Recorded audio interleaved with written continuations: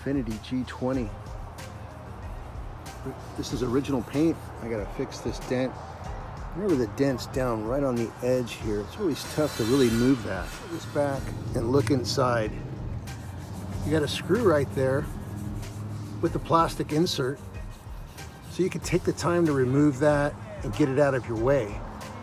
The problem is when you go to start pushing on it, that's what's holding the fender onto the bumper. And you kind of need that strength so this doesn't just all come apart. I'll take my 24 light duty dent dial, and what I could do is now get around that screw by using this tip.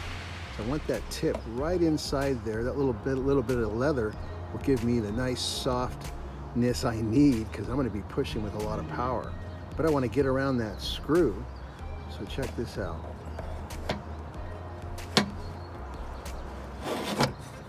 I did that with one hand holding this camera.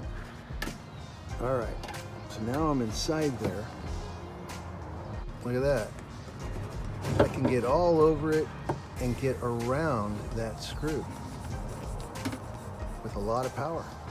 All right, get the right distance from my base, and there it is. Got past the liner, didn't have to strap anything to the wheel. Sometimes that can get kind of dicey because some wheels are super clean. And I'm on this dent with, look at that, a lot of power.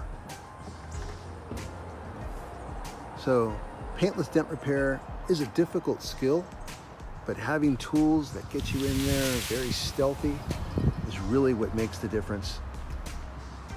Thanks so much for watching. This is Sal from dentdial.com with the 24 light duty for paintless dent repair.